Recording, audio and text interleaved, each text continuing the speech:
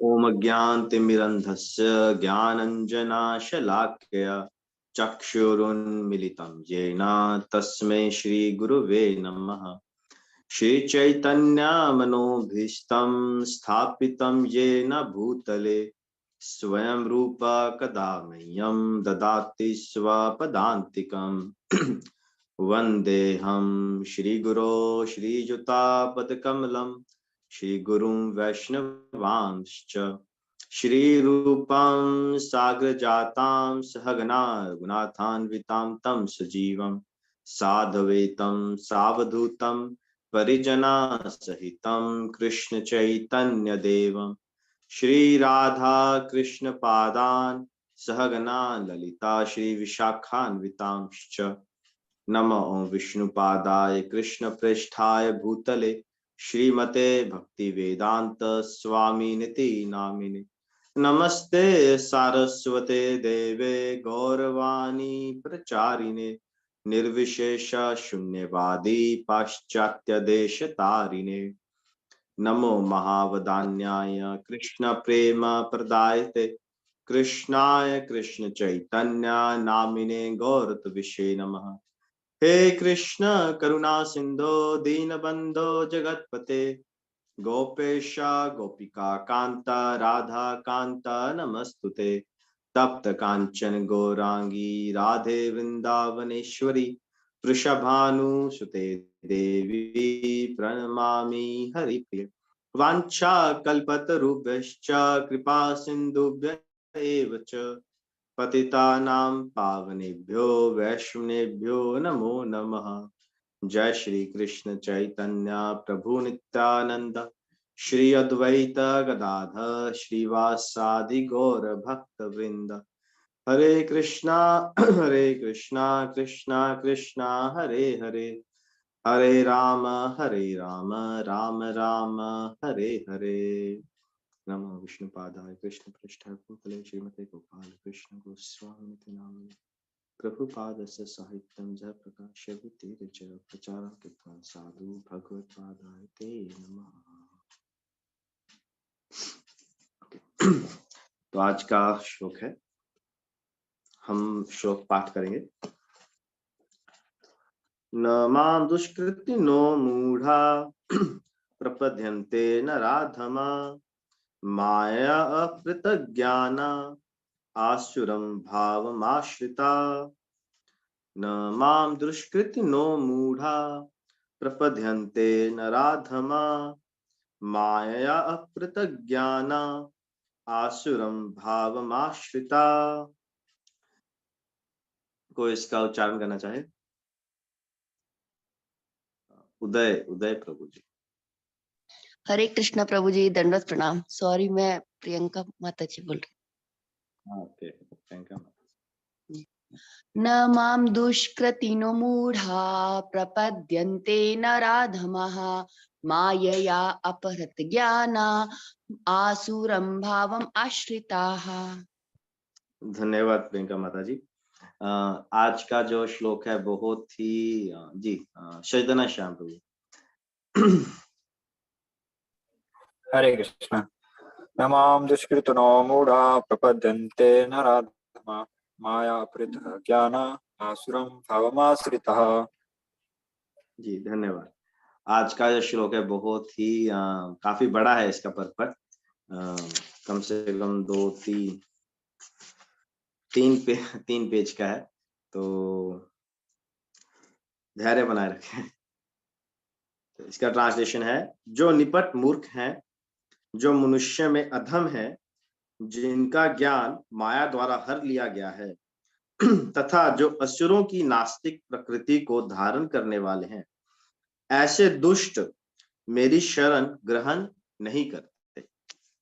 जैसे पिछले कुछ श्लोकों से चर्चा चल रही है, भगवान जब 7वां अध्याय भगवत ज्ञान है, भगवान अपने विषय में गुह्यम मतलब बहुत ही कॉन्फिडेंशियल टॉक्स अपने बारे में बता रहे हैं। तो जैसे इस अध्याय की शुरुआत होती है, इसमें भगवान अपनी पहले भौतिक शक्तियों के बारे में, भूमि रप नलो वायु मनो बुद्धि और फिर बाद में अपनी आध्यात्मिक शक्ति अपरियामित है ना, तो दोनों बारे में बताते हैं। फिर भगवान बताते हैं कि ये 3 गुण है, प्रकृति के 3 गुण, सत्व, रज और तमोगुण, वो भी मेरे द्वारा आते हैं। पर इन 3 गुणों के अधीन होकर ये जो संसार के लोग हैं वो मुझे नहीं जानते, है ना? अवजानन्ति मां मूढ़ा, मूढ़ोऽयं न विजानाति, वो लोग मुझे नहीं समझ पाते। और फिर कैसे समझ पाते हैं? तो जो आखिरी इसका श्लोक था 14वां श्लोक, भगवान कहते हैं जो मेरी शरण में आ जाता है वही इस माया को पार करके भगवान को समझ सकता है। देवी ही एष गुणमयी मम माया दुरत्य।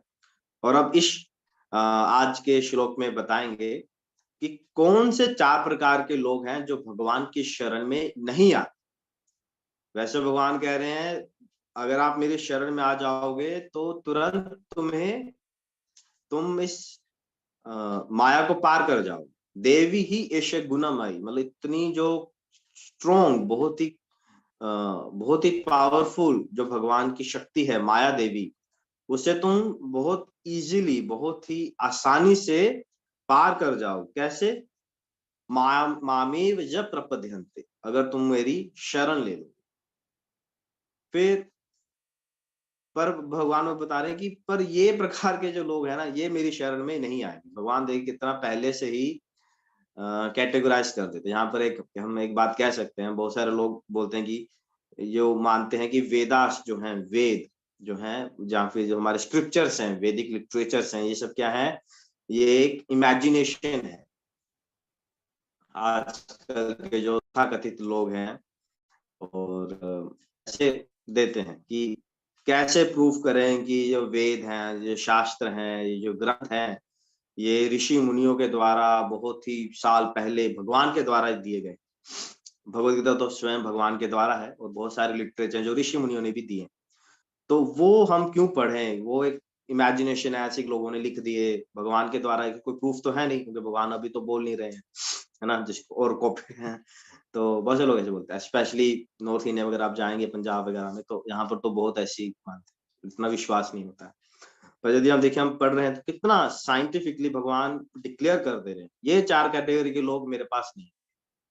और जितना भी हमने पीछे पढ़ा, कितना स्पेसिफिकली, मतलब टू द पॉइंट, पूरा एक जैसे होता है ना ड्रिल डाउन करके, जैसे हम कभी हैंड पंप लगाते हैं तो कितना जेसीबी से पूरा खोद खोद के धरती को खोद खोद के टू द पॉइंट, मतलब बिल्कुल उस धरातल तक जाते हैं जहां पर पानी है। आजकल पानी बहुत नीचे हो गया धरती से, मतलब 200 फीट, पहले तो 60-70 फीट नीचे पानी मिल जाता था। आज 90 फीट, 100 फीट, 150 फीट नीचे जाते हैं तो जाके पानी मिलता है। इतना पानी नीचे जा चुका है। बट मशीन वाले ड्रिल कर कर कर करके उतना नीचे तक जाके वो पानी निकालते हैं। उससे भगवान देखिए कितना डिटेल्ड एक्सप्लेनेशन दे रहे हैं। ये तो भगवत गीता है। भागवतम पढ़ेंगे तो भागवतम में तो इतना है कि मतलब सुन सुन के स्कॉलर्स भी समझ ना पाए, इतनी डिटेल है। कैसे सृष्टि की रचना हुई, आंख आई, आंख की रोशनी आई, रोशनी का देवता आया, फिर कैसे सारा सेटअप बैठा। तो एक बहुत ही एक समझने वाली बात है। अगर कोई आपको बोले तो आप चिपका बोल सकते हो, देखो इतना इनको भगवान ही कह रहे हैं। और आज की डेट में देखिए, जो भी भगवान को नहीं मानता है ना, वो इन्हीं 4 कैटेगरी के अंदर कहीं ना कहीं फिट हो। हम देखेंगे, आगे पढ़ेंगे, ठीक है? तो परपट पढ़ते हैं। आप में से कोई परपट पढ़ेंगे? हम थोड़ा थोड़ा करके परपट पढ़ेंगे, क्योंकि बहुत लॉन्ग परपट है। जस्ट प्रियंका माता जी और विनोद माता जी एक एक करके पढ़ेंगे। तो प्रियंका माता जी आप पढ़िए पहले। स्क्रीन शेयरिंग नहीं हो रही। हाँ, वो नूपुर माता जी कर।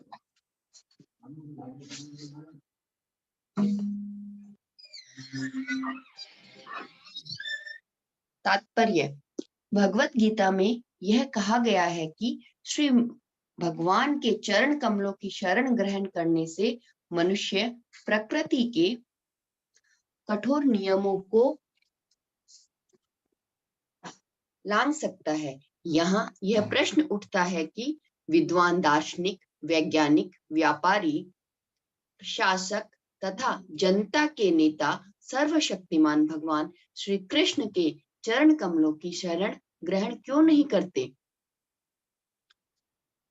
बड़े बड़े जन नेता विभिन्न विधियों से विभिन्न योजनाएं बनाकर अत्यंत धैर्य पूर्वक जन्म जन्मांतर तक प्रकृति के नियमों से मुक्ति की खोज करते हैं, किंतु यदि वही मुक्ति भगवान के चरण कमलों की शरण ग्रहण करने मात्र से संभव हो तो ये बुद्धिमान तथा श्रमशील मनुष्य इस सरल विधि को क्यों नहीं अपनाते?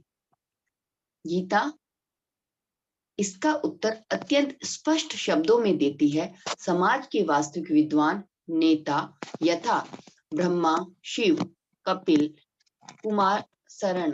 कुमारगण, मनु, व्यास, देवता, असितम, जगत, जनक, प्रहलाद, बलि तथा उनके पश्चात माधवाचार्य, रामानुजाचार्य, श्री चैतन्य तथा बहुत से अन्य श्रद्धावान दार्शनिक, राजनीतिज्ञ, शिक्षक, विज्ञानी आदि हैं, जो सर्वशक्तिमान परम पुरुष के चरण कमलों में शरण लेते हैं। किंतु जो लोग वास्तविक दार्शनिक, विज्ञानी, शिक्षक, प्रशासक आदि नहीं है, किंतु भौतिक लाभ के लिए ऐसा बनते हैं, वे परमेश्वर की योजना या पथ को स्वीकार नहीं करते।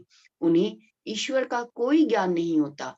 वे अपनी सांसारिक योजनाएं बनाते हैं और संसार की समस्याओं को हल करने के लिए अपने व्यर्थ प्रयासों के द्वारा स्थिति को और जटिल बना लेते हैं।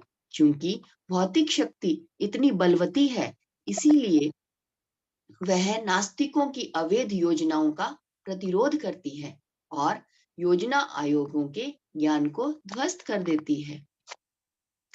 नास्तिक ठीक है माता जी, पहले इतना हम डिस्कस करते हैं।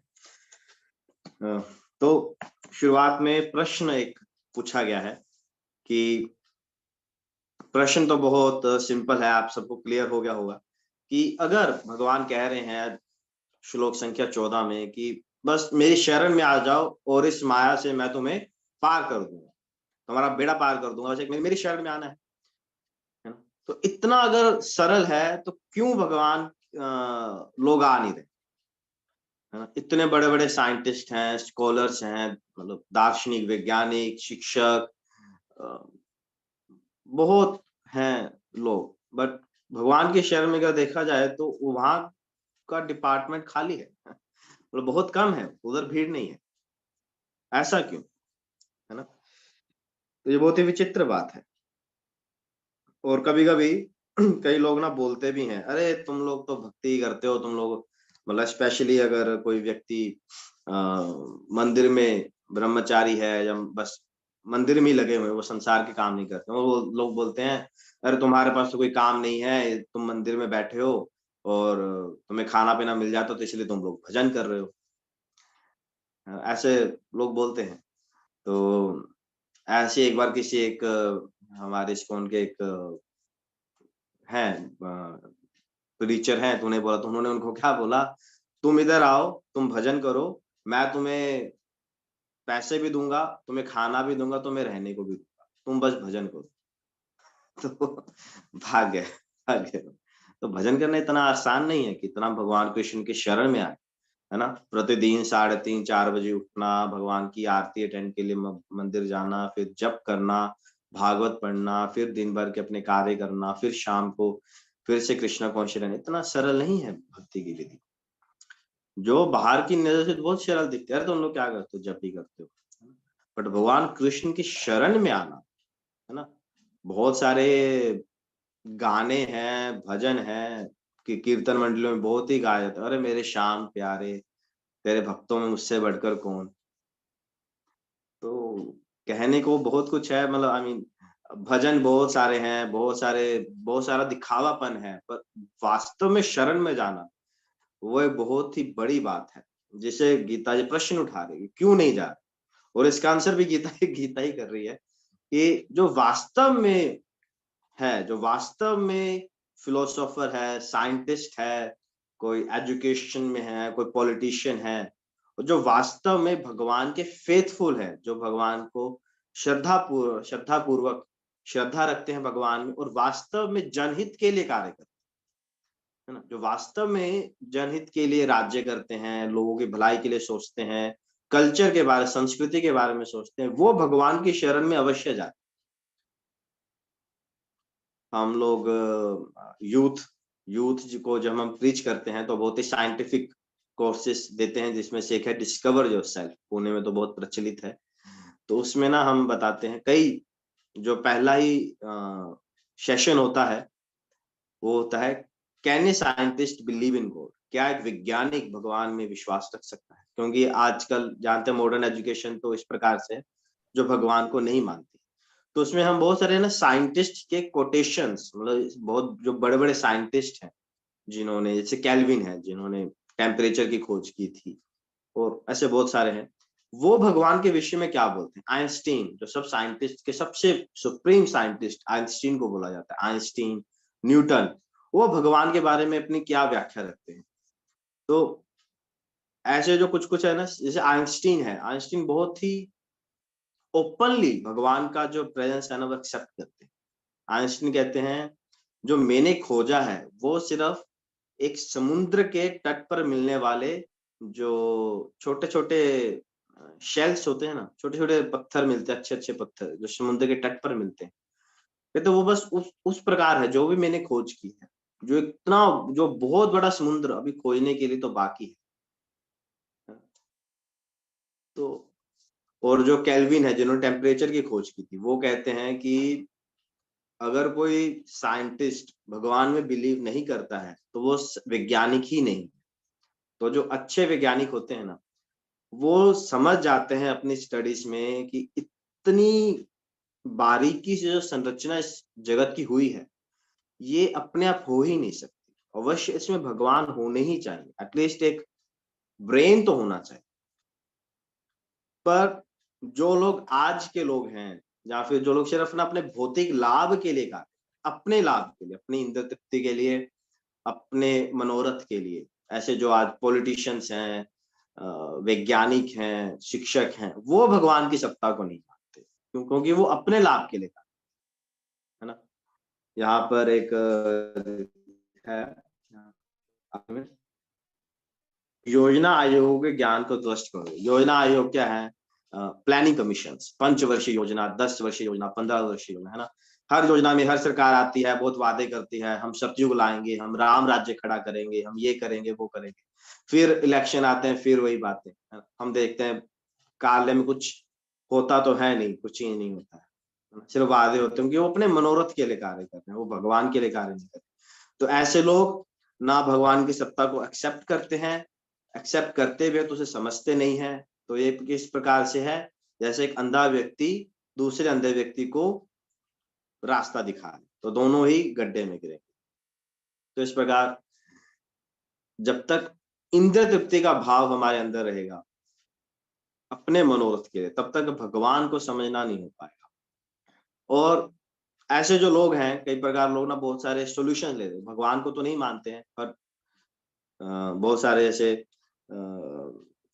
सोसाइटीज होती हैं, वो लोग क्या होते हैं ना, मटेरियल सॉल्यूशन, भौतिक समस्याओं के भौतिक सॉल्यूशन ढूंढते हैं।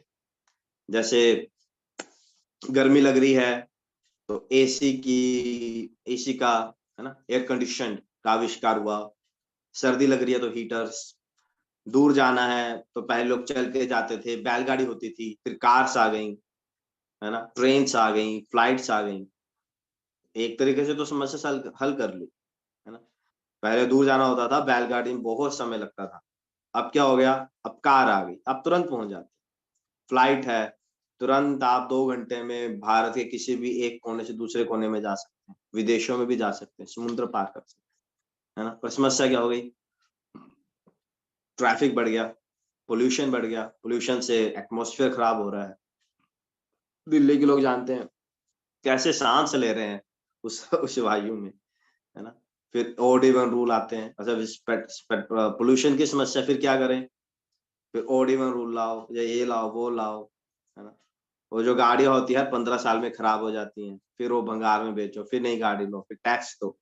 मतलब एक समस्या हम हल करते हैं तो दूसरी समस्या आ जाती है, दूसरी समस्या हल करने जाएंगे तो तीसरी समस्या आ जाए, तीसरी को हल करने जाएंगे चौथी आ जाए। यहाँ पर एक छोटी सी कथा आती है।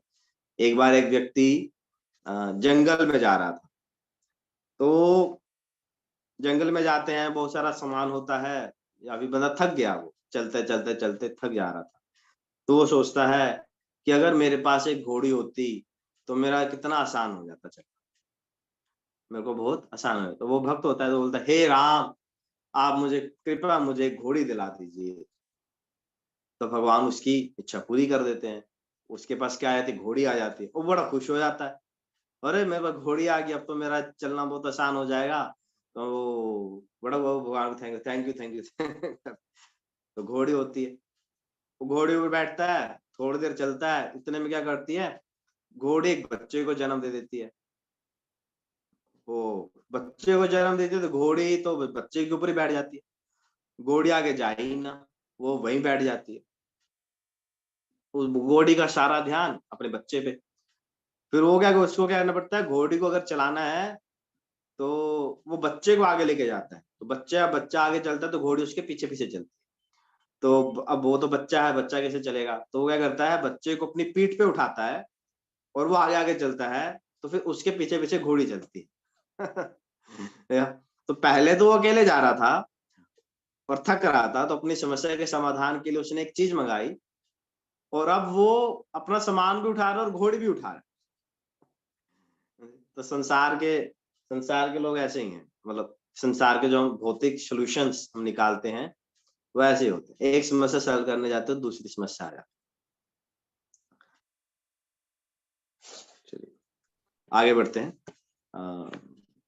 विनोद माता जी आप पढ़ेंगे आगे के दो पैरा। यस प्रभु जी, हरे कृष्णा प्रभु जी। नास्तिक योजना निर्माताओं को यहाँ पर दुष्कृतिनः कहा गया है, जिसका अर्थ है दुष्ट जन। कृत्य का अर्थ पुण्यात्मा होता है। नास्तिक योजना निर्माता कभी कभी अत्यंत बुद्धिमान और प्रतिभाशाली भी होता है, क्योंकि किसी भी विराट योजना के लिए, चाहे वह अच्छी हो या बुरी, बुद्धि की आवश्यकता होती है। लेकिन नास्तिक की बुद्धि का प्रयोग परमेश्वर की योजना का विरोध करने में होता है। इसीलिए नास्तिक योजना निर्माता दुष्कृति कहलाता है, जिससे सूचित होता है कि उसकी बुद्धि तथा प्रयास उल्टी दिशा की ओर होते हैं। गीता में यह स्पष्ट कहा गया है कि भौतिक शक्ति परमेश्वर के पूर्ण निर्देशन में कार्य करती है, उसका कोई स्वतंत्र प्रभुत्व नहीं है। जिस प्रकार छाया पदार्थ का अनुसरण करती है, उसी प्रकार यह शक्ति भी कार्य करती है। तो भी यह भौतिक शक्ति अत्यंत प्रबल है, और नास्तिक अपने अनीश्वरवादी स्वभाव के कारण यह नहीं जान सकता कि वह किस तरह कार्य करती है। नहीं वह परमेश्वर की योजना को जान सकता है।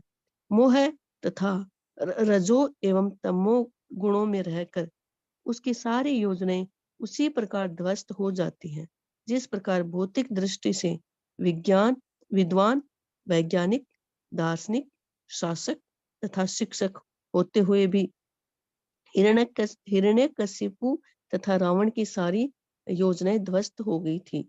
ये दुष्कृति या दुष्ट 4 प्रकार के होते हैं, जिनका वर्णन नीचे दिया गया है।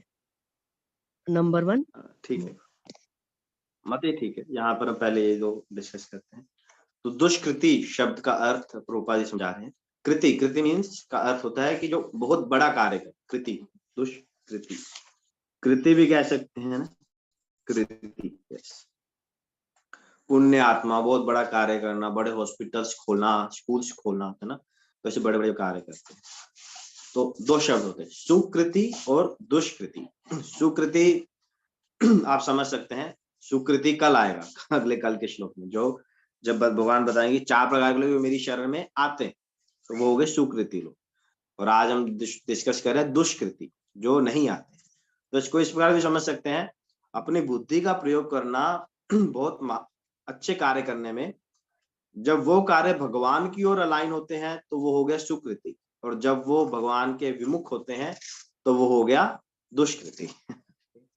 तो बहुत सारे लोग कार्य करते हैं, बट जो दुष्कृति लोग होते हैं वो इस प्रकार से अपनी बुद्धि का उपयोग करते हैं कि वो भगवान के विपरीत जाए, वो अच्छे कार्यों में ना जाए।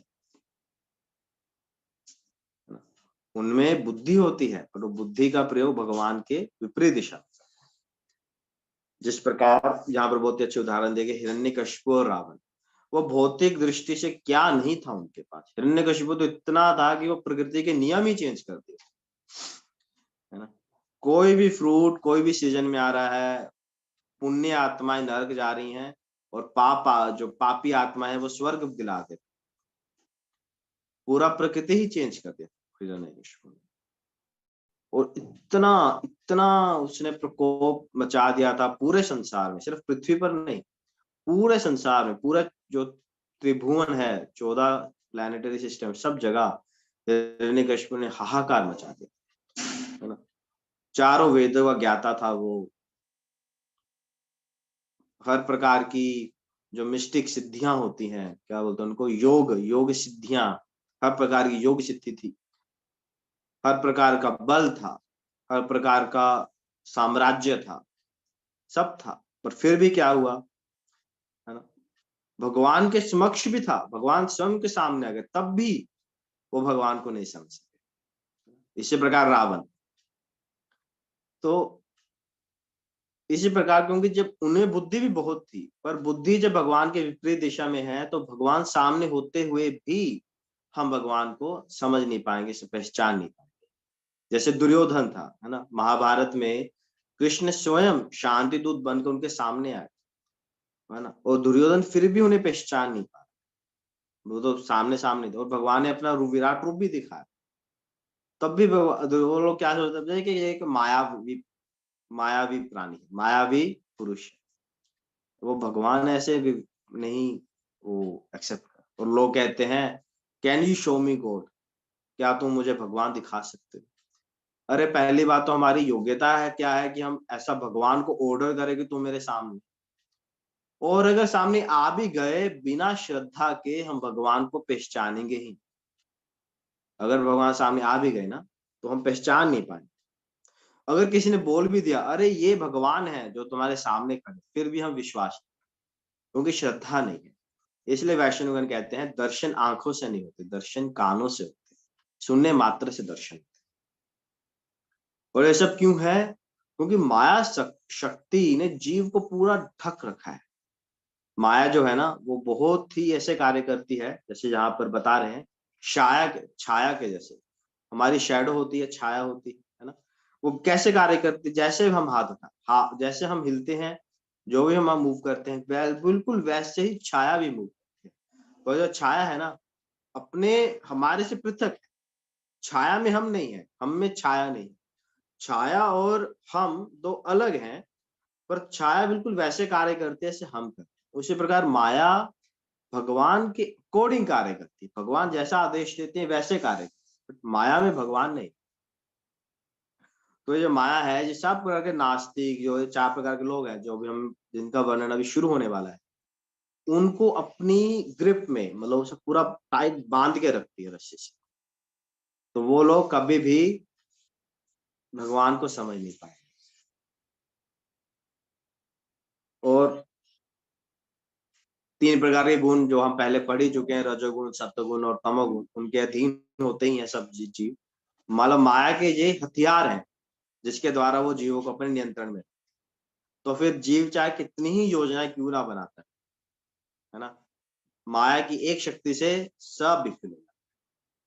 जैसे अभी ना जाने पूरे संसार में कितनी ही योजनाएं बनी होंगी, कितने प्लानिंग चल रहे होंगे, है ना, भौतिक प्रकृति ने एक छोटा सा ये कोरोना वायरस भेज दिया, जिसने पूरे संसार को 2 साल के लिए रोक के रख दिया, है ना।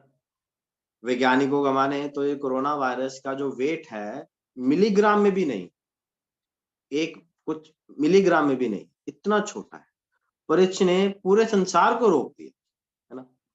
और कितने बड़े बड़े साइंटिस्ट और जो लीडर्स होते हैं, इंडस्ट्रीज होते हैं, बिजनेसमैन होते हैं, लोगों ने कितनी कितनी योजनाएं बनाई हों, हम ये करेंगे वो करेंगे, ये मीटिंग वो मीटिंग, बट तुरंत एक वायरस और सारा खत्म, मतलब रुक गया, है ना? तो ये माया शक्ति, भगवान भौतिक प्रकृति इतनी शक्तिशाली है, जीवात्मा अपने प्लान बनाता रहेगा, पर भगवान की एक चीज से सब विफल हो गए, वही क्या, अभी हम आगे बढ़ते हैं। 4 प्रकार के लोग हैं, बहुत बड़ा पदपट है। तो आगे नैन्सी माता। हरे कृष्ण प्रभु जी, दंडवत प्रणाम। सभी प्रणाम। वैष्णवों को दंडवत प्रणाम। पहला, मूढ़। वे जो कठिन श्रम करने वाले भारवाही पशुओं की भांति निपट मूर्ख होते हैं, वे अपने श्रम का लाभ स्वयं उठाना चाहते हैं, अतः वे भगवान को उसे अर्पित करना नहीं चाहते। भारवाही पशु का उपयुक्त उदाहरण गधा है। इस आप पशु से पदपट पढ़े, मैं जस्ट 2 मिनट में। जी जी जी जी प्रभु जी। इस पशु से उसका स्वामी अत्यधिक कार्य लेता है। गधा यह नहीं जानता कि वह अहर्निश किसके लिए काम करता है। वह घास से पेट भर कर संतुष्ट रहता है। अपने स्वामी से मार खाने के भय से केवल कुछ घंटे सोता है और गधी से बार बार लात खाने के भय के बावजूद भी अपनी काम तृप्ति पूरी करता है। कभी कभी गधा कविता करता है और दर्शन बगाड़ता है, किंतु उसके रेंकने से लोगों की शांति भंग होती है। ऐसी ही दशा उन सकाम कर्मियों की है जो यह नहीं जानते कि वे किसके लिए कर्म करते हैं। वे यह नहीं जानते कि कर्म यज्ञ के लिए है। ऐसे लोग जो अपने द्वारा उत्पन्न कर्मों के भार से दबे रहते हैं, प्राय यह कहते सुने जाते हैं कि उनके पास अवकाश कहाँ की वे जीव की अमरता के विषय में सुने। ऐसे मूढ़ों के लिए नश्वर भौतिक लाभ ही जीवन का सब कुछ होता है, भले ही वे अपने श्रम फल के एक अंश का ही उपभोग कर सके। कभी कभी वे लाभ के लिए रात दिन नहीं सोते, भले ही उनके आमाशय में व्रण हो जाए या अपच हो जाए। वे बिना खाए ही संतुष्ट रहते हैं। वे माया में स्वामियों के लाभ हेतु अहर्निश काम में व्यस्त रहते हैं। अपने असली स्वामी से अनभिज्ञ रहकर ये मूर्ख कर्मी माया की सेवा में व्यर्थ ही अपना समय गंवाते हैं। दुर्भाग्य तो यह है कि वे कभी भी स्वामियों के परम स्वामी की शरण में नहीं जाते, न ही वे सही व्यक्ति से उसके विषय में सुनने में कोई समय लगाते हैं। जो सूकर विष्टा खाता है, वह चीनी तथा घी से बनी मिठाइयों की परवाह नहीं करता। उसी प्रकार मूर्ख कर्मी इस नश्वर जगत की इंद्रियों को सुख देने वाले समाचारों को निरंतर सुनता रहता है, किंतु संसार को गतिशील बनाने वाली शाश्वत जीवित शक्ति प्राण के विषय में सुनने में तनिक भी समय नहीं लगाता।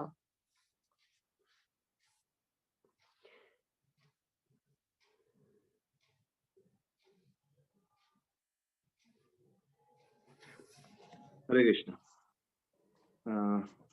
तो यहाँ पर अभी भगवान फर्स्ट कैटेगरी के जो लोग हैं उसकी चर्चा कर रहे हैं। वो कौन है? मूढ़। मूढ़ मतलब फुलिश। प्रभुपाद जी बहुत बार अपने कथनों में आपने देखा, प्रभुपाद जी रास्कल, है ना, फुलिश, ऐसे वर्ड्स यूज करते हैं। तो प्रभुपाद जी कहते थे मैंने कुछ नया नहीं इन्वेंट किया है। भगवान खुद मूढ़ बोल रहे हैं, मूढ़ों भी जान आती है। तो भगवान खुद ही संसार के लोगों को देखिए एक तरह से मतलब डांट रहे हैं, अरे यार तुम मूढ़ हो, तुम मूर्ख हो। तो ये मूर्ख लोग कौन होते हैं? जो भगवान को नहीं समझ सकते। ये वो हैं जो जिनके जीवन का लक्ष्य क्या है? बस इंद्रिय तृप्ति करना है, संसार के भोगों को भोगना है, और वो उसमें ही बस प्रयत्न करते रहते हैं जो संसार के सुख को प्राप्त करने के लिए। अभी जस्ट 2 दिन पहले हमने वो प्रभुपाद जी का एक प्रवचन हमने सुना है ना, अभी इसी प्लेटफॉर्म पे। तो प्रभुपाद जी कह रहे थे वास्तविक सुख और तत्कालीन सुख। तत्कालीन सुख के प्रयास के लिए मनुष्य लगा हुआ, जो ऋषभ देव जी के का कथन था, नायम देहो देहो भाजाम निलो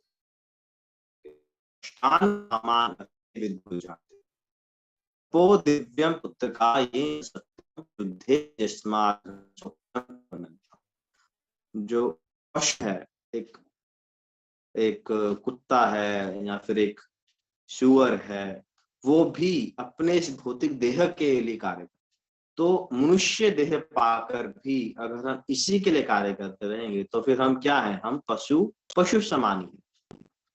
तो ये जो मूर्ख लोग जो यहाँ पर बता रहे हैं, जो वो हैं जो बस दिन रात बस काम काम काम काम काम और कुछ नहीं है उनको। हम देखे पुणे में लोग विराट से चलते हैं, जो लोकल ट्रेन है 5 बजे शुरू हो जाती है, विराट से चढ़ेंगे 5 बजे, चर्च गेट जाएंगे, वहां से फिर ऑफिस जाएंगे 2 घंटा ट्रेन बैठकर, फिर ऑफिस जाएंगे, फिर रात को 2 घंटा वापस आएंगे, सुबह 4-5 बजे निकलेंगे, रात को 8-9 बजे आएंगे, फिर रात को आके कुछ खाके परिवार के साथ पारिवारिक सुख मैथुन और सो के बस सोएंगे, फिर सुबह निकल जाएंगे। या कई लोग पुणे मुंबई अप डाउन करते हैं, सूरत अहमदाबाद लोग अप डाउन करते हैं, सूरत अहमदाबाद बड़ौदा, है ना।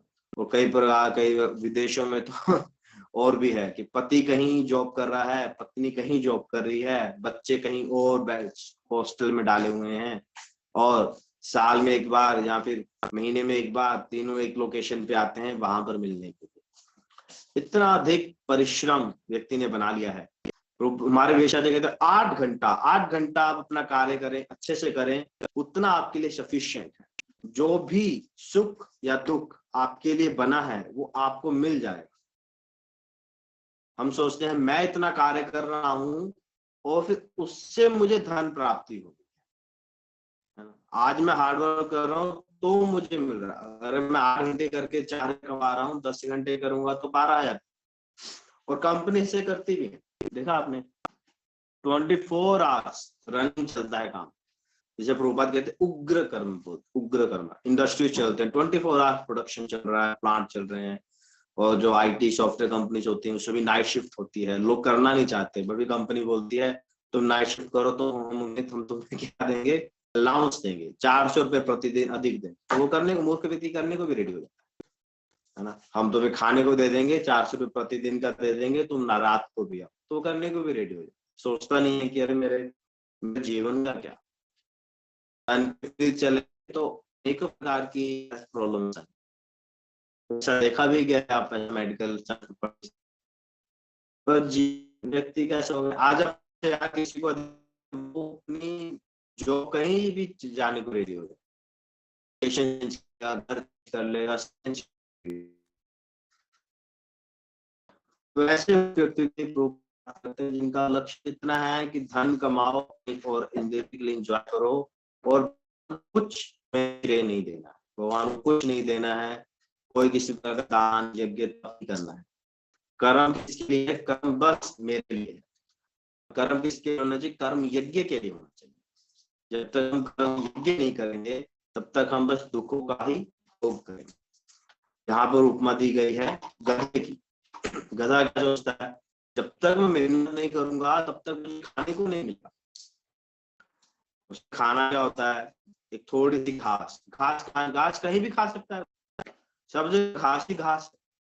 घास तो ऐसी चीज है जिसे बोरा, मतलब जिसे मिट्टी में बोना भी नहीं पड़ता, है ना। आम के पेड़ को आपको बोना पड़ेगा, जुताई करनी पड़ेगी, बीज डालेंगे, खाद डालेंगे, फिर जाकर कितने वर्षों बाद आम का एक पेड़ आएगा। उसी प्रकार सेब है, केला है, अन्य सब चीजें।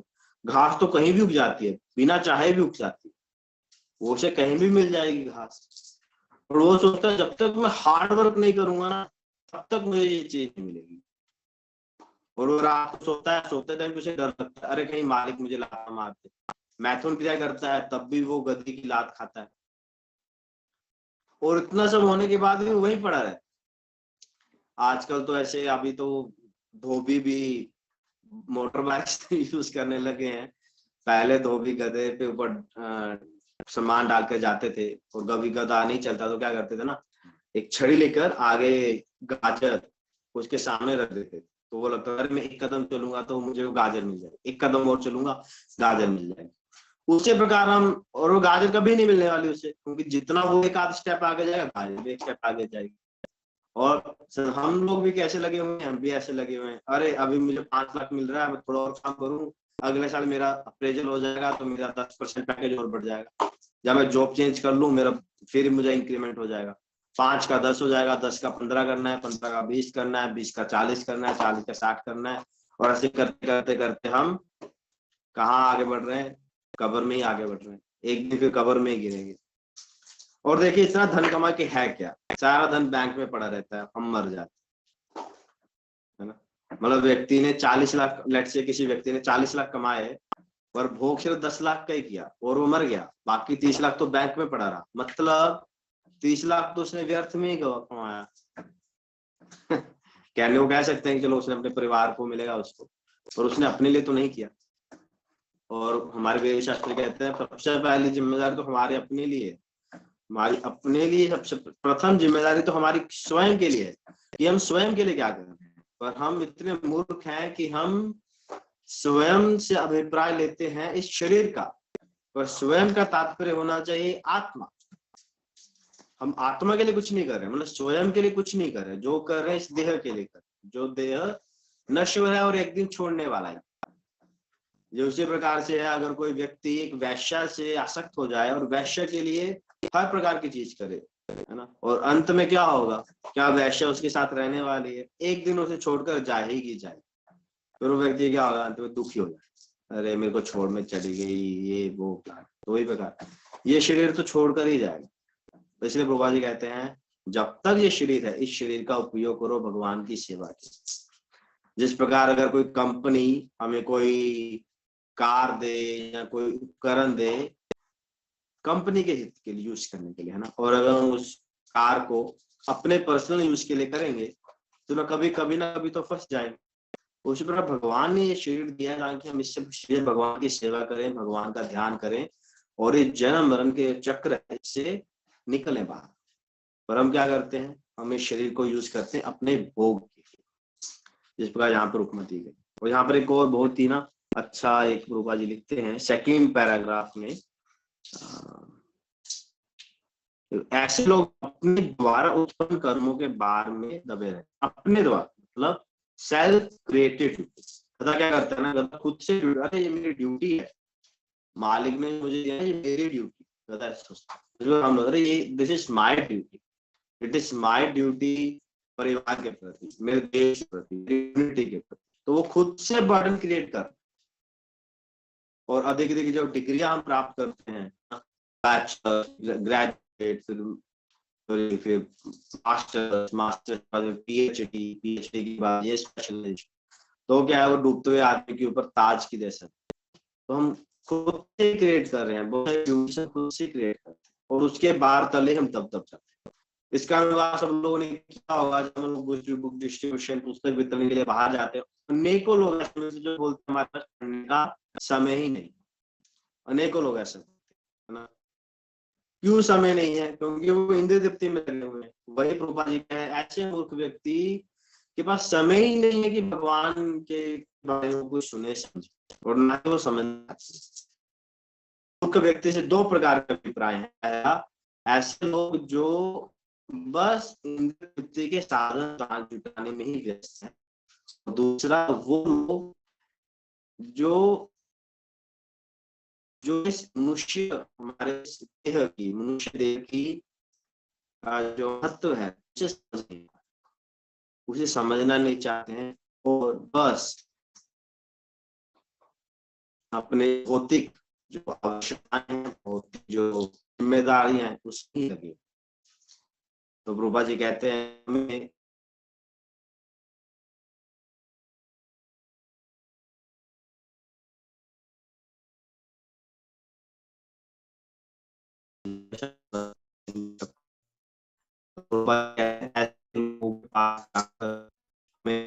समझना कि आप देह का यूज कीजिए। स्पिरिचुअल एजुकेशन हमें मिलती है, भौतिक एजुकेशन तो बहुत मिल रहा है, हमें उन्हें आध्यात्मिक ज्ञान देना है कि आप इस देह की महत्व को समझें।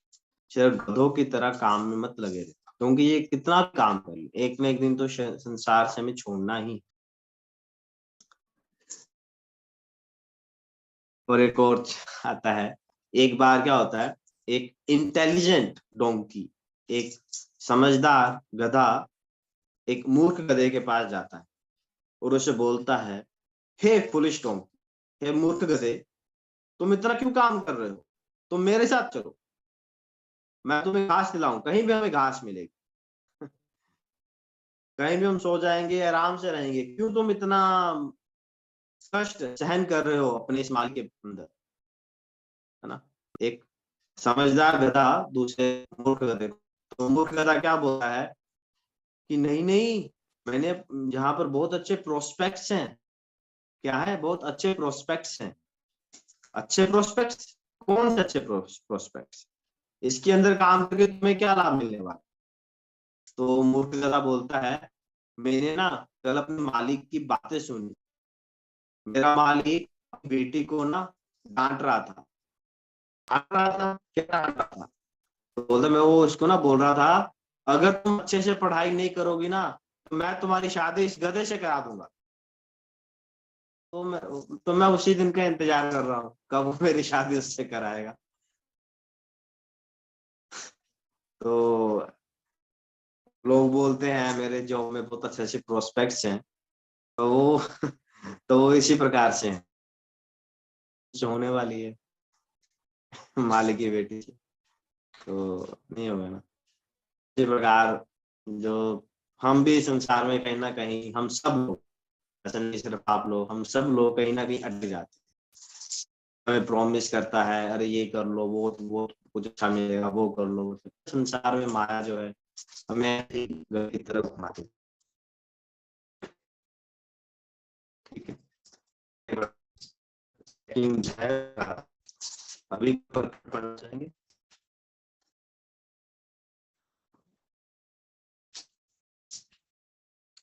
Someone please read the purport.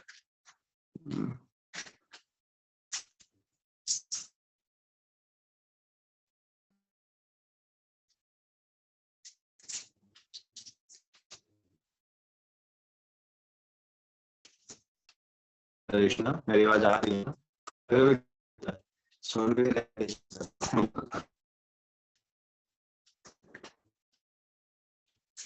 Okay, मैं मतलब शेयर कर दीजिए। दूसरे प्रकार के जो लोग हैं वो है दुष्ट राधा। दूसरे प्रकार का दुष्कृति राधा व्यक्ति कहलाता है। नर का अर्थ मनुष्य और अधम का अर्थ है सबसे नीच। हरे कृष्ण, प्रणाम। 84 लाख जीव। आपकी वॉइस ब्रेक हो रही है, आपकी वॉइस ब्रेक हो रही है। अच्छा, कब से ब्रेक हो रही है? जस्ट अभी जब आप पढ़ रहे हैं पर...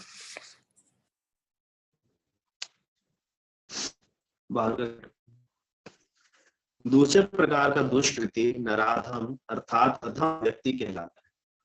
नूपुर बात है, प्लीज आप स्क्रीन शेयर कर दीजिए। मनुष्य और अधम है सबसे नीच। बोल रहे हैं?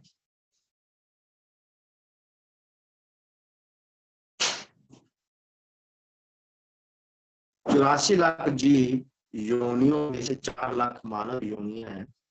इनमें से एक निम्न मानव योनियां हैं जिनमें से अधिकांश असंस्कृत है। सभ्य मानव योनियां वे हैं जिनके पास सामाजिक, राजनीतिक तथा धार्मिक नियम है। जो मनुष्य सामाजिक तथा राजनीतिक दृष्टि से उन्नत है किंतु जिनका कोई धर्म नहीं होता, वे नराधम माने जाते हैं। धर्म ईश्वर विहीन नहीं होता, क्योंकि धर्म का प्रयोजन परम सत्य को तथा उसके साथ मनुष्य के संबंध को जानना है। गीता में भगवान स्पष्ट कहते हैं कि उनसे परे कोई भी नहीं और वे ही परम सत्य है। मनुष्य जीवन का सुसंस्कृत रूप सर्वशक्तिमान परम सत्य भगवान श्री भगवान कृष्ण के साथ मनुष्य विस्तृत भावना की को जागृत करने के लिए मिला है। जो इस शुभ अवसर को हाथ जाने देता है वही नराधम है। से पता चलता है कि जब बालक माँ के गर्भ में अत्यंत असहाय रहता है तो वह अपने उद्धार के लिए प्रार्थना करता है और वचन देता है कि गर्भ से बाहर आते ही वह केवल भगवान की पूजा करेगा। संकट के समय ईश्वर स्मरण प्रत्येक जीव का स्वभाव, क्योंकि वह ईश्वर के सदा संबंधित रहता है। किंतु उद्धार बाद बालक जन्म पीड़ा को और उसी के साथ अपने धारक को भी भूल जाता है, क्योंकि वह माया के वशीभूत हो जाता है। तो यहाँ पर नराधम की परिभाषा दी गई है। नराधम मीन्स नर और अधम का मीन्स गिर। ऐसे लोग जो नर में तो है, इस मनुष्य देह में तो है, पर जिनका सोच, इनका विचार बहुत ही गिर चुका है। उदाहरण के लिए ऐसे ब्राह्मण, ऐसे लोगों का ब्राह्मण कुल में जन्म हुआ है तो हर प्रकार का दुष्ट मांस खा रहे हैं और मदिरा पी रहे हैं और कोई भी जो धार्मिक कार्य उनमें नहीं लगे, अपने ड्यूटी छोड़ती। और में भी आते। तो रूपा जी के दो प्रकार के लोग होते हैं। एक होता है संस्कृत लोग, सिविलाइज सभ्य लोग, जिन्हें बोलते हैं सिविलाइज, जो बहुत ही उन्नत होते हैं, भगवान धार्मिक कार्य भी करते हैं और सामाजिक कार्य करते हैं और अपनी जिम्मेदारी को अच्छे से। दूसरे होते हैं असभ्य, जो बहुत ही आदिवासी और कास्ट लोग। और नराधम वो होते हैं जो मनुष्य में तो है, अच्छे समाज से भी है, पर कोई किसी प्रकार का धार्मिक कार्य नहीं करते। दो प्रकार कह सकते हैं, धार्मिक कार्य ना करने वाले भी नराधम उपाय बताते हैं। ऐसे लोग जो धार्मिक कार्य करते हैं पर वो हरे कृष्ण प्रभु जी, इसलिए सॉरी फॉर द करते हैं इंटरप्शन कि उन्हें भगवान के साथ अपना संबंध बना, वो जस्ट करने के लिए करता है कि उन्हें अपनी इच्छाएं पूर्ति करना ना, भगवान से भक्ति करना या फिर भगवान के अपना संबंध स्थापित करना, अपने चरण मरण के इस चक्र को समझना, इस ज्ञान को अच्छे समझ कर अपने आप को इस संसार से बाहर निकालना, इस उद्देश्य के साथ धार्मिक। हरे कृष्णा, प्रणाम प्रभु जी, सॉरी फॉर इंटरप्शन प्रभु जी। प्रभु जी, due to maybe network issue at your side, your voice is cracking प्रभु जी, breaking in between, maybe network issue is.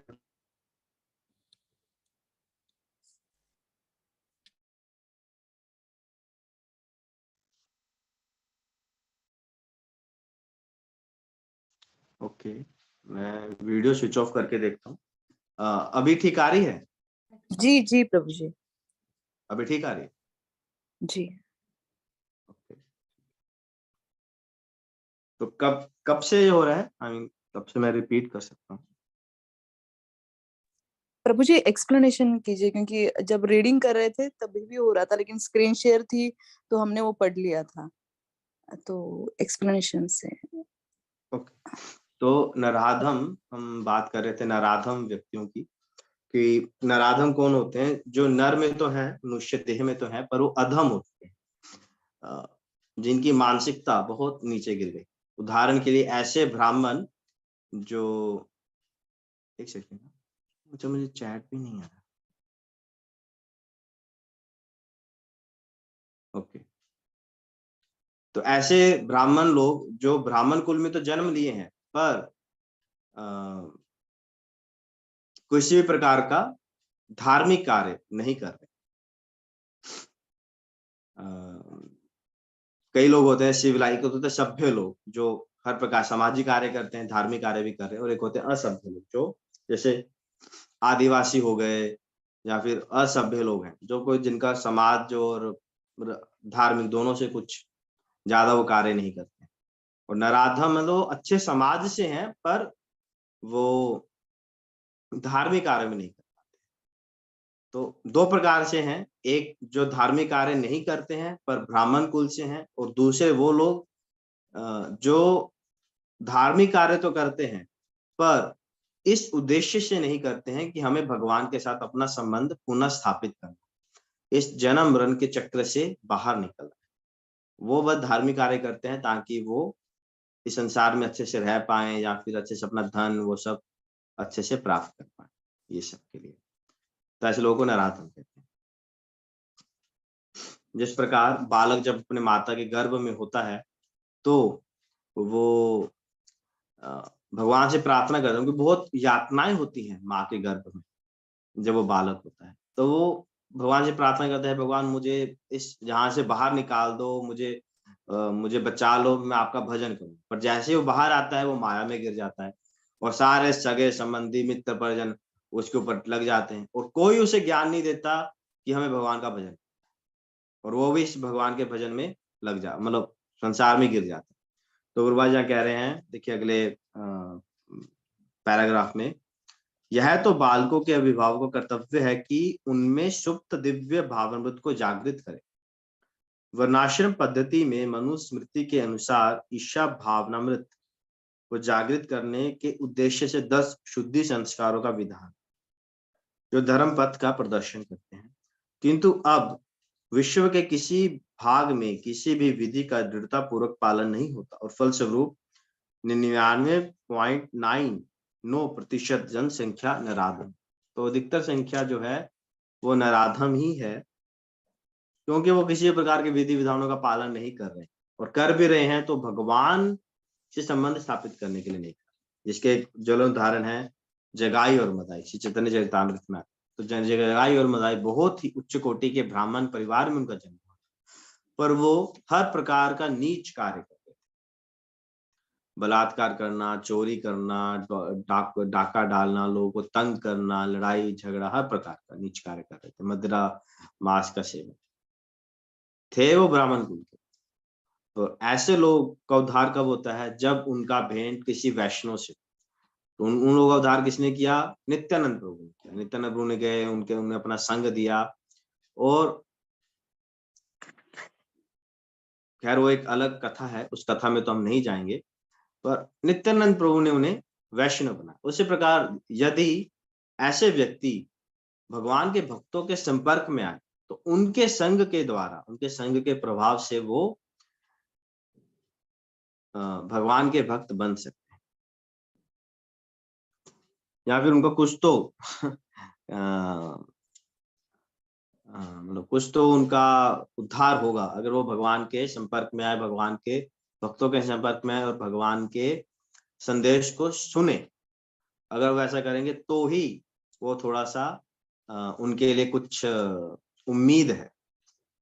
तो यहाँ लिखेंगे, ऐसे लिखते हैं, अब सारी संख्या नराधम होती जाती है तो स्वाभाविक है कि उनकी सारी तथाकथित शिक्षा भौतिक प्रकृति की सर्वसमर्थ शक्ति द्वारा व्यर्थ कर दी जाती है। गीता के अनुसार विद्वान पुरुष वही है जो एक ब्राह्मण, कुत्ता, गाय, हाथी तथा चंडाल को समान दृष्टि से देखता है। असली भक्त की वही ऐसी दृष्टि होती है। गुरु रूप ईश्वर के अवतार श्री नित्यानंद प्रभु ने 2 भाइयों जगाई तथा मदाई नामक विशिष्ट नराधमों का उद्धार किया और यह दिखला दिया कि किस प्रकार शुद्ध भक्त नराधमों पर दया करता है। अतः जो नराधम भगवान द्वारा बहिष्कृत किया जाता है, वह केवल भक्त की अनुकंपा से पुनः अपना आध्यात्मिक भावनामृत प्राप्त कर सकता है। श्री चैतन्य महाप्रभु ने भागवत धर्म का प्रवर्तन करते हुए संस्तुति की है कि लोग विनीत भाव से भगवान के संदेश को सुने। इस संदेश का सार भगवत गीता है। विनीत भाव से श्रवण करने मात्र से अधम मनुष्यों का उद्धार हो सकता है, किंतु दुर्भाग्यवश वे संदेश को सुनना तक नहीं चाहते। परमेश्वर की इच्छा के प्रति समर्पण करना तो दूर रहा, ये नराधम मनुष्य के प्रधान कर्तव्य की डटकर उपेक्षा करते हैं। तो यहाँ पर क्या कह रहे हैं? नराधम व्यक्ति का उपाय क्या है कि अगर वो भगवान की महिमा को सुने, पर जो नराधम व्यक्ति होते हैं वो होते हैं जो भगवान को सुनना तो दूर, वो मतलब पर्पसफुली जानबूझकर भगवान के संदेश की अवहेलना करते हैं, इसे समझते नहीं है, या फिर पर्पसफुली इसे तोड़ते हैं। तो ऐसे लोग नराधम कहा गया, नीच कहा गया। तो ऐसे लोग भगवान को कभी भी समझ नहीं सकते हैं, या फिर भगवान की कभी भी शरण में नहीं आएंगे, क्योंकि वो बहुत ही ईर्ष्या, इसका एक कारण ईर्ष्या भी है, तो भगवान के उसमें नहीं आते। बहुत ही उसमें प्रबल हो गया है। अब तीसरे प्रकार के व्यक्ति हैं, वो है माया अपृत ज्ञान।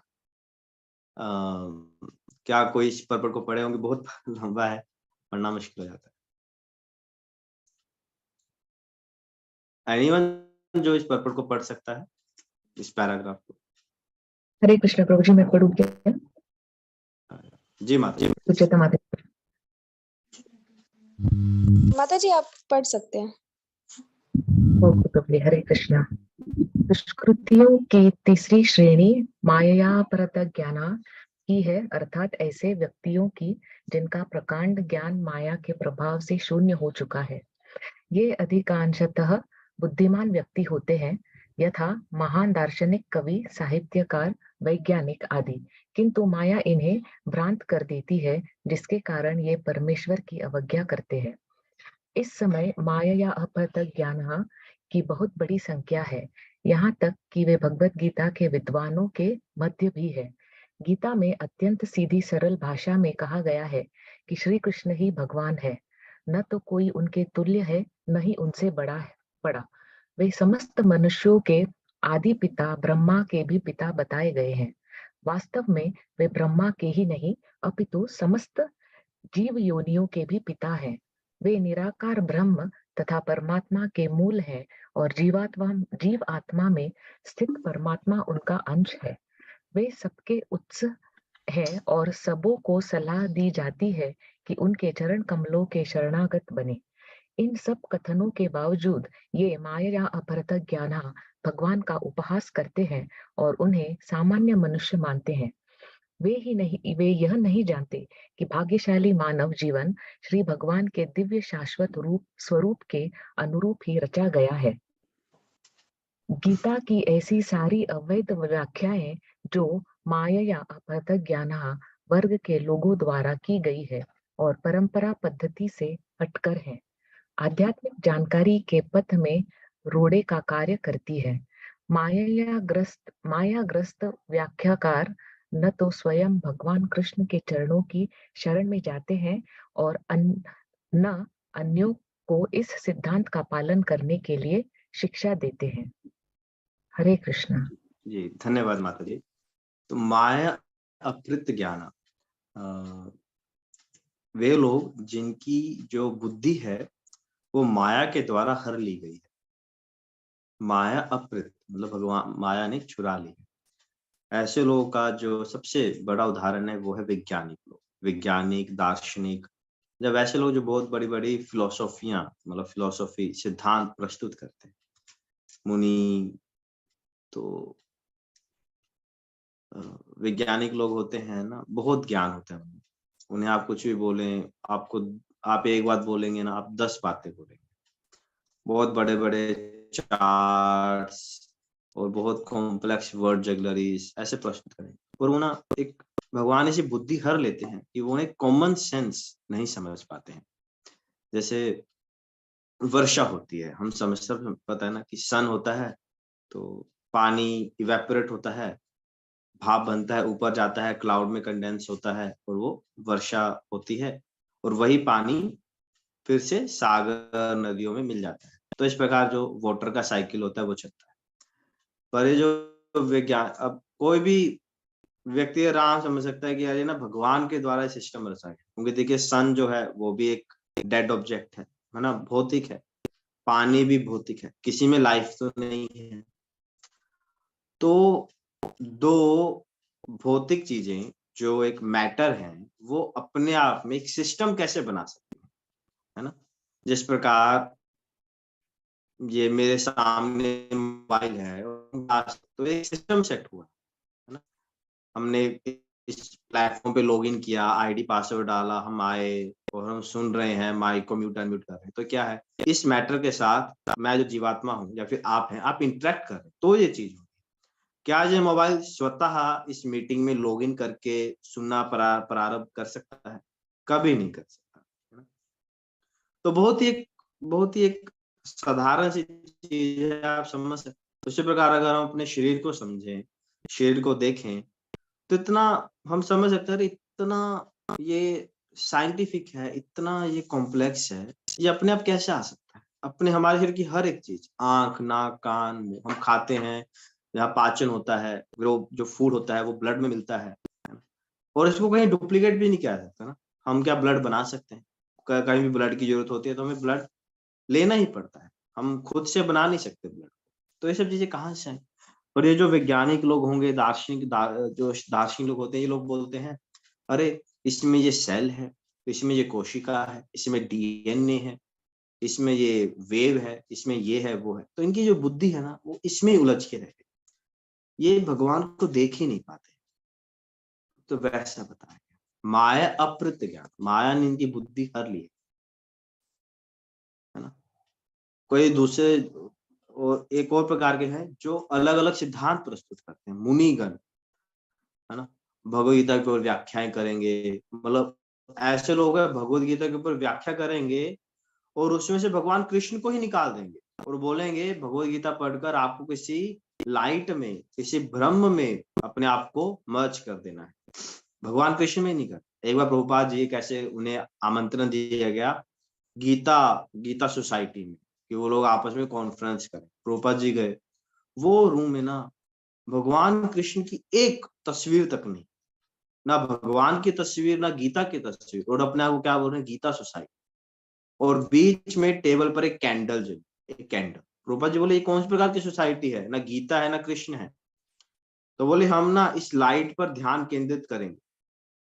प्रभुपाद जी बोले बहुत ही घटिया बहुत ही घटिया चीज है, वो घटिया आपका ये आइडिया है ना। नाम है गीता सोसाइटी और करेंगे क्या, लाइट पर, एक मोमबत्ती पर ध्यान केंद्रित कर। तो इस प्रकार के लोग हैं, बहुत बड़े बड़े वाक्य बोलेंगे, बहुत बड़े बड़े शास्त्र प्रस्तुत करेंगे, पर भगवान नहीं है उसमें। भगवान पूछो तो भगवान को नहीं पता। तो ये होते हैं माया अप्रत ज्ञान। और अभी आखिरी दुष्कृति है जो आसुरम भावम आश्रिता, ये है पक्के नास्तिक लोग। तो इसको सुचिता माता जी आप पढ़ सकते हैं। तो अभी आखिरी जो पाठ। हरे कृष्णा, दंडवत प्रणाम सारे डिवोटीज को। दुष्कृतियों की चौथी श्रेणी आसुरम भावमाश्रित अर्थात नास्तिक होती है। इनमें से कुछ तर्क करते हैं कि परमेश्वर कभी भी इस संसार में अवतरित नहीं हो सकता, किंतु वे इसका कोई ठोस प्रमाण नहीं बता पाते कि ऐसा क्यों नहीं हो सकता। कुछ ऐसे हैं जो परमेश्वर को निर्विशेष रूप के अधीन मानते हैं, यद्यपि गीता में इसका उल्टा बताया गया है। नास्तिक श्री भगवान के द्वेषवश अपनी बुद्धि से कल्पित अनेक अवैध अवतारों को प्रस्तुत करते हैं। ऐसे लोग जिनके जीवन का एकमात्र उद्देश्य भगवान को नकारना है, श्री कृष्ण के चरण कमलों के सभी शरणागत नहीं हो सकते। दक्षिण भारत के श्री यमुनाचार्य अलबंद्रू ने कहा है, हे प्रभु, आप उन लोगों द्वारा नहीं जाने जाते जो नास्तिक सिद्धांतों में लगे हैं। भले ही आप विलक्षण गुण, रूप तथा लीला से युक्त हैं, सभी शास्त्रों ने आपका विशुद्ध सत्वमय विग्रह प्रमाणित किया है तथा देवी गुण संपन्न दिव्य ज्ञान के आचार्य भी आपको मानते हैं। अतएव पहला मूढ़, दूसरा नराधम, तीसरा माया यपहत ज्ञानी अर्थात भ्रमित मनोधर्मी तथा चौथा नास्तिक, ये 4 प्रकार के दुष्कृति कभी भी भगवान के चरण कमलों की शरण में नहीं जाते, भले ही सारे शास्त्र तथा आचार्य ऐसा उपदेश क्यों ना देते रहे। हरे कृष्णा। बहुत बहुत धन्यवाद माता जी। तो चौथे हैं आश्रम, जो ये जो के पक्के नास्तिक लोग। बाकी जो 3 हैं वो नास्तिक हो भी सकते हैं, और ऐसा भी हो सकता है कि वो अंदर से नास्तिक हो बट ऊपर से दिखावा कर। अब ये वो है जो पक्के कट्टर नास्तिक लोग, नास्तिक मायावादी लोग। इसमें वो भी हैं जो भगवान की पूरा उपेक्षा करते हैं, और वो भी हैं जो भगवान को एक लाइट मानते हैं, जो इम्पर्सनल हो जाते हैं। तो ऐसे लोग जो हैं, अगर इनसे वार्तालाप करो, पर ये कोई भगवान को तर्क नहीं कर सकते, बस ये बोले मैं नहीं मान, कोई ठोस सब्सटेंस नहीं होता है। और इनको बोला कि आसुरम, है ना, इनको तो असुर डीमन ही बोल दिया है भगवान। ये लोग मेरे पास कभी नहीं आते, और ऐसे लोगों से हमें भी दूर ही रहना चाहिए, क्योंकि अगर हम सफिशिएंटली कॉन्फिडेंट नहीं है और अगर हम ऐसे लोगों के पास जाएंगे तो, और अगर वो सफिशिएंटली कॉन्फिडेंट है तो हम कमजोर पड़ सकते हैं। तो ऐसे लोगों से हमें दूर रहना चाहिए। और हम 10 नाम व्रत पढ़ते हैं, उसमें 9वां प्रावधान है कि अश्रद्धालु व्यक्ति जो होते हैं उन्हें हम भगवान की महिमा को उपदेश नहीं करना चाहिए। और जो नास्तिक लोग होते हैं वो भगवान को तो कभी नहीं, भगवान ने गीता में कही मूढ़ो हम अभी ना जान आती, जो भगवान बोलते हैं, तो वो एग्जैक्ट वर्स तो मुझे नहीं याद आ रहा। भगवान बोलते हैं कि योग माया समावृता मूढ़ो भी ना जानाती योग माया, ऐसा एक तो श्लोक है जिसमें भगवान बोलते हैं कि जो मेरी योग माया होती है वो ऐसे नास्तिक लोगों को ढक लेती है, तो मैं उनके समक्ष नहीं आता। क्यों नहीं आते? क्योंकि भगवान लोग समझना ही नहीं चाहते, वो भगवान को मानते ही नहीं है, मानते हुए तो एक लाइट मानेंगे। और ऐसे लोगों के साथ अगर आप तर्क वितर्क हम करेंगे ना तो हमारी ही भक्ति का हानि। मायावादी भाष्य शून्य होए सर्वनाश। तो मायावादी और नास्तिक लोग इसमें इसी कैटेगरी में आते हैं। एक बार मुझे मिले थे तो बहुत ऐसे बातें बोलते हैं कि उन्हें कितना भी समझा दो वो मानते ही नहीं। भगवत गीता भी उन्हें दे दो तो वो मानेंगे, वो बोले ये तो एक बुक है ना, ग्रंथ को ही नहीं मानते।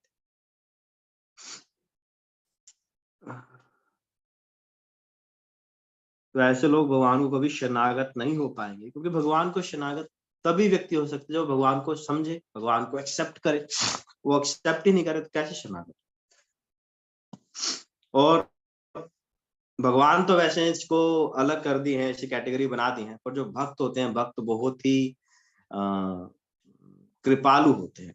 तो भक्तों का कार्य ऐसा नहीं है कि अरे ये तो मूढ़ है मैं इसके पास नहीं जाऊँ। तो हमारा कार्य है, प्रभा जी कहते हैं हमारा ये दायित्व है कि हम इन लोगों को बचाएं, इन्हें आध्यात्मिक शिक्षा दें, इन्हें कैसे करके तो इन्हें बचाएं, इन्हें उनकी बुद्धि जगाएं कि इन्हें कुछ करना है। इसीलिए हम भक्त लोग प्रचार करते हैं, हरिनाम संकीर्तन निकालते हैं, बुक डिस्ट्रीब्यूशन करते हैं, अनेकों कार्य करते हैं, है ना। तो ये हमारा दायित्व है।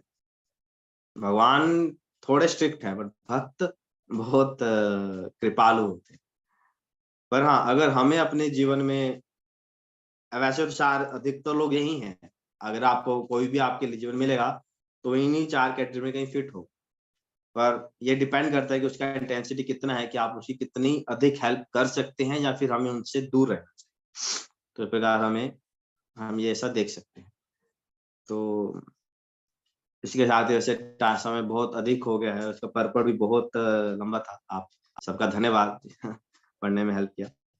तो इसको हम यहीं पर विराम देंगे और कुछ हम प्रश्न उत्तर ले सकते हैं।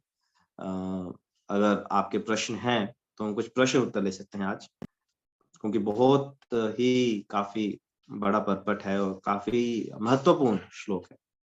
जी सुचेता माता जी। हरे कृष्णा प्रभु जी, आपका एक्सप्लेनेशन मुझे बहुत अच्छा लगा, बहुत डेप्थ में था। मुझे एक क्वेश्चन आया कि जो भक्ति करते हैं तो उनके लिए चैलेंजेस कम होते हैं, तो इसलिए शायद जो कर्मी लोग होते हैं वो कह सकते हैं कि आप भक्ति करना सरल है, जबकि जो नॉर्मल लाइफ में जितने हम एजुकेशन करते हैं, मटेरियलिस्टिक एजुकेशन, उसमें चैलेंजेस, कंपटीशन काफी ज्यादा है एज कंपेयर टू भक्ति। मतलब ऐसा नजर भी आता है, जैसे कि कहते भी है भक्ति बहुत सरल है। तो क्या इसीलिए जो प्रोफेशंस हम लोग चूज करते हैं वो लोग भक्ति में नहीं आते हैं? थैंक यू माता, बहुत अच्छा प्रश्न है कि हमें बाहर से तैसे दिखता है कि बाहर के लोगों में चैलेंज, इंजीनियरिंग करने तो आए, एग्जाम देने आईआईटी का, लाखों लोग कंपटीशन कर रहे हैं, भक्ति में किसको एग्जाम देना? भक्ति तो बस जब करो, क्लास लगा लो, हो गया। तो देखिए भक्ति और बाहर में ना, भक्ति में बहुत चैलेंज, बाहर के चैलेंज तो कुछ है ही नहीं, बहुत ही, मैं तो बोलूँगा बहुत छोटे चैलेंज। हालांकि जब जब हम भी शुरुआत में भक्ति में जुड़े थे तो हमको भी ऐसे लगता था, अरे भक्तों में क्या है, बस जप कर लो हो गया, करना क्या है प्रसाद खाओ हो गया। जब तक मैं कॉलेज में, मैं जब कॉलेज से बाहर निकला तो मुझे लगा अरे, तब जब हम कॉलेज में थे ना तो प्रेस में रहते थे तो बहुत इजी था सब कुछ करना। हमको तो पता नहीं, हमारे मन में तो ऐसी छवि थी, मैं पता नहीं कितना ही महान भक्त क्यों नहीं हूँ क्यों ऐसा लगता था बाहर निकलेंगे बस सेंटर पे सेंटर खोल देंगे। पर जब हम बाहर गए, पुणे में आए थे, जॉब करते थे, तब ये देखा कि अरे 4 नियमों का पालन करना ही कितना कठिन है। 4 नियमों का पालन करना बहुत कठिन है। तो भक्ति में जो एक्चुअली चैलेंज होते हैं ना वो इंटरनल होते हैं, वो बाहर से दिखते नहीं। जैसे कंपटीशन एग्जाम्स हो गए, जॉब आज की डेट में जॉब मिलना, इंटरव्यूज क्रैक करना, अलग-अलग पोर्टल्स पे रेज़्यूमे बनाना, फिर रजिस्टर करना, फिर जॉब प्राप्त करना, जॉब में भी सर्वाइव करना, फिर उसमें प्रमोशन लेना, है ना? तो बहुत चैलेंज होते हैं, या फिर एक घर गृहस्थी में जो करते हैं, तो बहुत चैलेंज होते हैं। तो ये सब ना दिखते हैं बाहर से। वो जो भक्ति में जो चैलेंज होते हैं ना, शुरुआत में तो बहुत ही बाह्य होते हैं। जैसे पहली बार धोती कुर्ता पहनकर बाहर जाना, अपने मित्रों के सामने, संबंधियों के सामने, और उन्हें पता चल जाएगा तो क्या होगा, है ना? बिना लहसुन प्याज के सर्वाइव करना, जब हम प्रण ले लेते हैं कि हम लहसुन प्याज नहीं खाएंगे, तो फिर बहुत चैलेंज आते हैं। अगर आपको किसी मित्र के पार्टी में जाना है, किसी शादी में जाना है, जहाँ पे ट्रैवल करना है और बाहर कहीं घूमना है, तो कैसे आप मैनेज करेंगे? बहुत चैलेंज आते हैं। तो ये शुरुआत के चैलेंज जो दिखते भी हैं।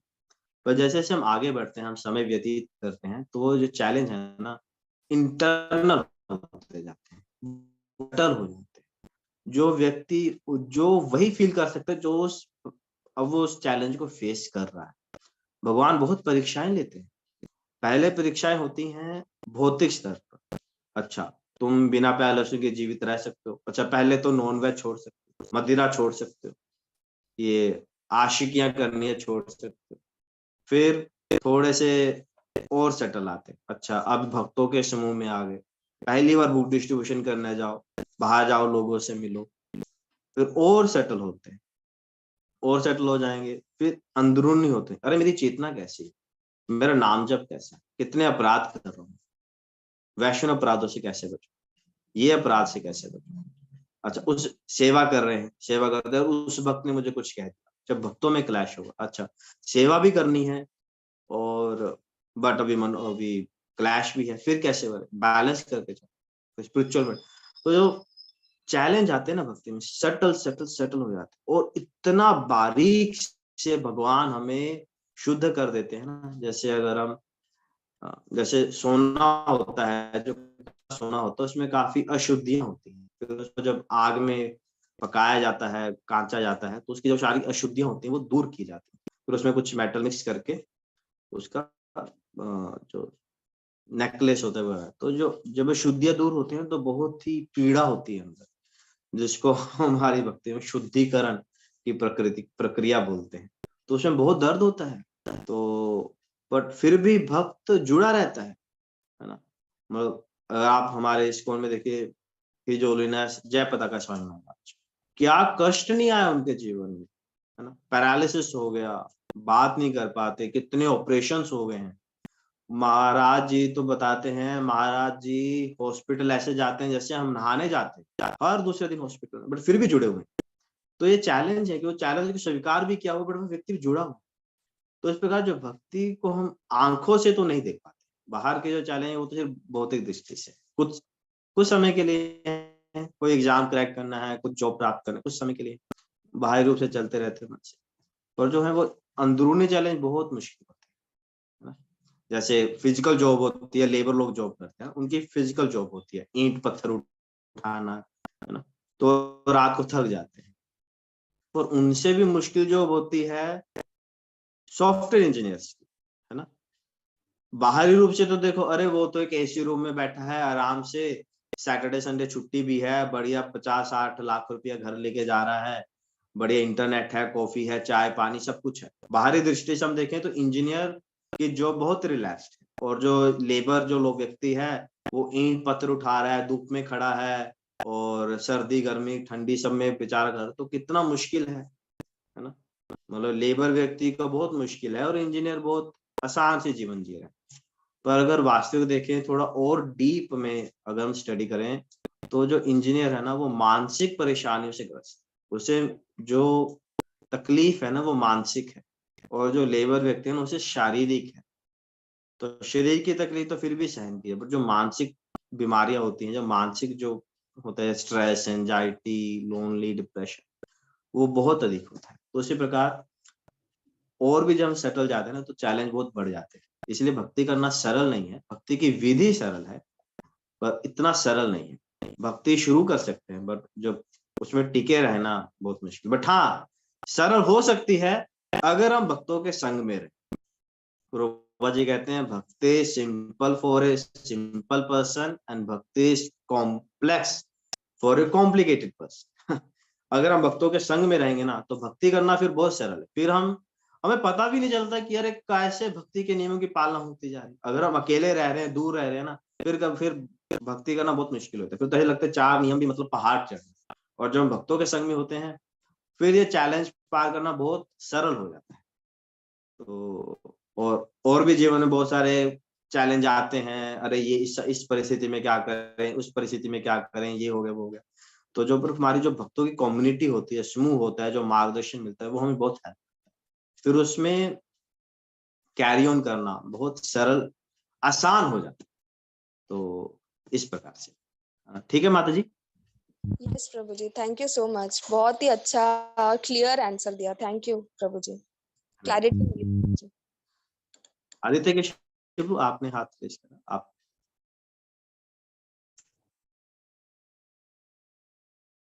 हरे कृष्णा प्रभु जी, दंड प्रणाम। प्रणाम। बहुत अच्छा आपने दिया। मैं सिर्फ इसमें ऐड करना चाह रहा था माता जी के बारे में कि इतना आसान उनको लग रहा है, हो सकता है बहुत बड़ी कृपा मिली है उनको, इतना आसान नहीं है भक्ति। जो हम चैलेंजेस देखते हैं, आपने बहुत अच्छा एक्सप्लेन कर दिया। मैं ऐड करना चाह रहा था कि ये ना सोचे कोई भी कि भक्ति करना बड़ा आसान है। इसमें ज्यादा चैलेंजेस, भौतिक काम भी सारे करने हैं और आध्यात्मिक भी करने हैं। ठीक है, हमारे तो 2 लाइफ हो जाती है, बाहर के लोगों के तो एक ही लाइफ है, हमें 2 लाइफ दोनों को जोड़ के भी रखना चाहिए। ये भी नहीं कर सकते हम ये लाइफ अलग जी रहे हैं वो अलग जी रहे हैं, उसमें मिक्स नहीं होनी चाहिए, भूल जाएंगे नहीं तो सब कुछ। ठीक है प्रभु जी, बस यही बात। Thank you. Hare Krishna, thank you. और किसी को भी प्रश्न हो आप खुल के पूछ सकते हैं, आज हम थोड़ा समय दे सकते हैं प्रश्नों को। बाकी अगर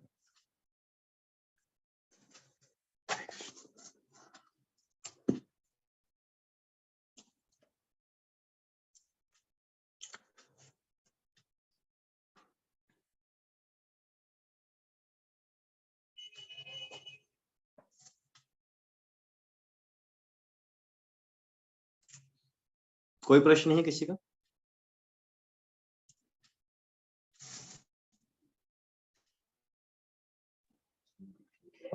लगता है किसी का प्रश्न नहीं है, तो सबके लिए हरे कृष्ण महामंत्र हिज ग्रेस ऋषभ प्रभु जी के लिए धन्यवाद करेंगे। सब लोग एक बार अनम्यूट करके हरे कृष्ण महामंत्र बोलेंगे। हरे कृष्णा कृष्णा कृष्णा हरे हरे, हरे राम हरे वांछा कल्पतरुभ्यश्च कृपा सिन्धुभ्यैव च पतितानां पावनेभ्यो वैष्णवेभ्यो नमो नमः। अनकोटि वैष्णववृंद की जय, ऋषभ प्रभु की जय। बहुत बहुत धन्यवाद प्रभु जी, बहुत मुश्किल श्लोक था और डिटेल भी बहुत ज्यादा चाहिए थी इसमें।